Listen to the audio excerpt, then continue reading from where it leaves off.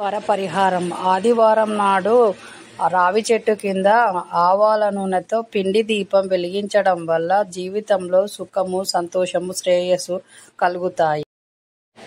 ఆదివార పరిహారం ఆదివారం నాడు స్నానం చేసే నీళ్ళలో పటిక దొరుకుతుంది కదా, ఆ పటిక వేసుకొని స్నానం చేయండి. మీ మీద ఉన్న నెగిటివ్ ఎనర్జీ, ఎదుటి వాళ్ళ ఏడుపు ఇవన్నీ పోయి మీరు అనుకున్న పనులు అనుకున్నట్టుగా జరిగి శుభాలు కలుగుతాయి. మళ్ళీ ఆ పటికను పక్కకు పెట్టి మళ్ళీ స్నానం చేసినప్పుడు వేసుకోవచ్చు.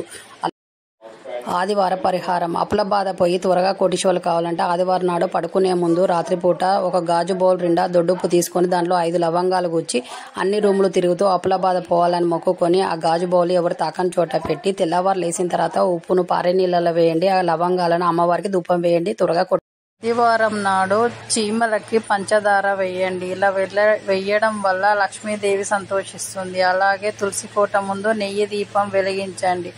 ఇలా చేయడం వల్ల లక్ష్మీదేవి ఎప్పుడు మీ ఇంట్లోనే ఉంటుంది. ఆదివార పరిహారం ఆదివారం నాడు రావి చెట్టు కింద ఆవాల నూనెతో పిండి దీపం వెలిగించడం వల్ల జీవితంలో సుఖము, సంతోషము, శ్రేయస్సు కలుగుతాయి.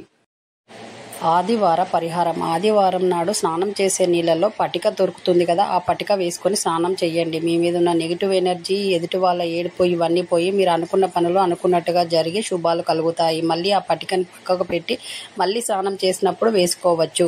అన్ని ఆదివారం నాడు చీమలకి పంచదార వేయండి. ఇలా వేయడం వల్ల లక్ష్మీదేవి సంతోషిస్తుంది. అలాగే తులసి కోట ముందు నెయ్యి దీపం వెలిగించండి. ఇలా చేయడం వల్ల లక్ష్మీదేవి ఎప్పుడు మీ ఇంట్లోనే ఉంటుంది.